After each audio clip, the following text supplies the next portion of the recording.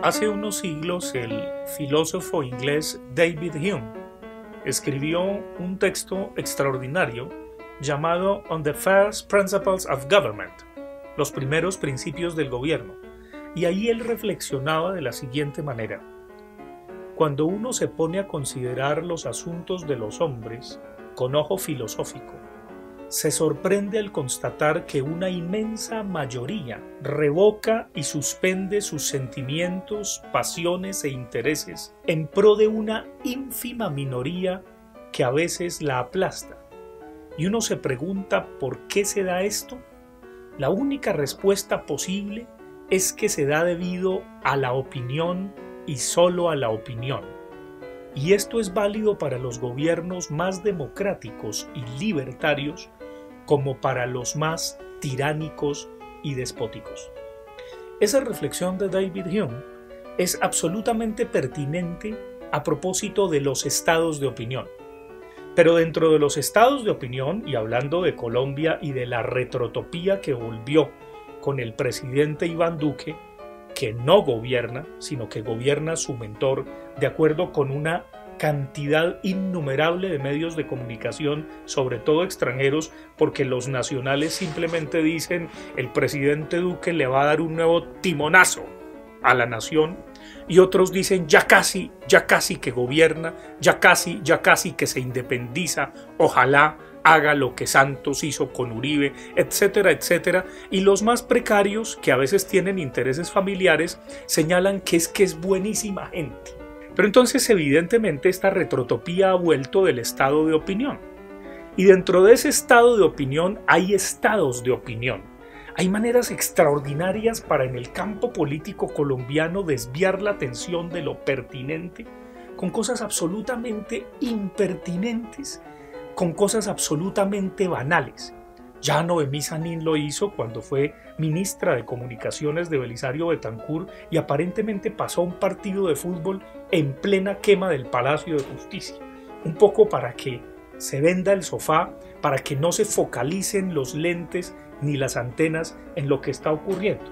Recientemente podemos observar la famosa declaración de renta del expresidente, el senador imputable, que no paga impuestos por su patrimonio, y las declaraciones de renta de tantos de los miembros de su gobierno que evidentemente, como tenían saldo a favor, pagan 0 pesos teniendo unos patrimonios descomunales.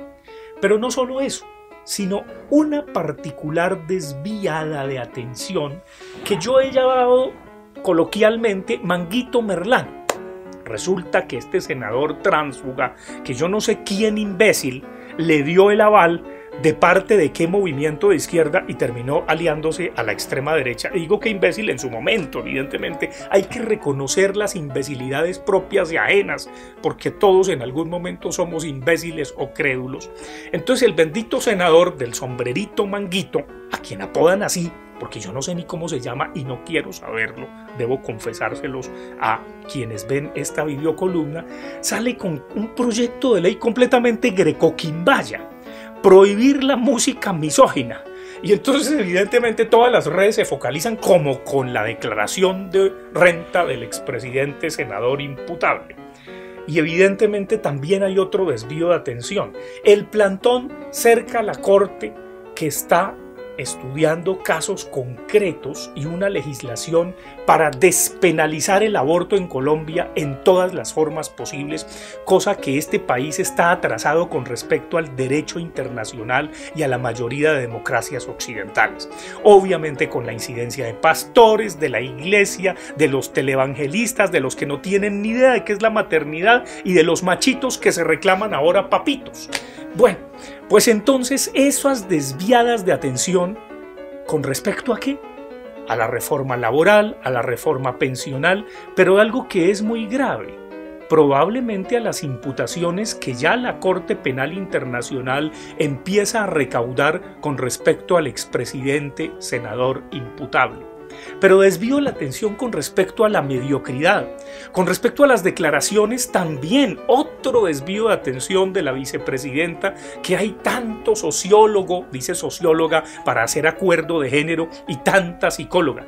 La Asociación Colombiana de Psicología le respondió y un montón de sociólogos y psicólogos. Yo simplemente les digo, si alguien le hace caso a la vicepresidenta eligiendo carrera de acuerdo con ese criterio, corre el riesgo de ser tan perspicaz como ella, o peor aún, como su jefe, que dice que el ELN va a ser golpeado por su inteligencia.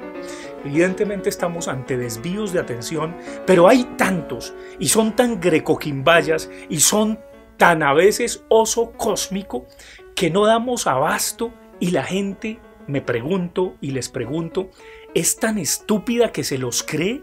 ¿Es tan estúpida que le interesa el proyecto de Manguito? ¿O el horror, van a obligar a las mujeres a abortar como cuando lo hicieron con la ideología de género, porque son los mismos con las mismas del plebiscito por la paz, para berracos votar y sacar adelante el no? ¿O simplemente le vamos a tener una atención más contundente a los problemas estructurales de este país, a lo que está ocurriendo con este gobierno inviable, que si no tomamos conciencia, indudablemente nos vamos a volver como Venezuela? Entre tanto, llamemos esta columna o desvíos de atención o Manguito Merlano. ¿Y el Merlano por qué?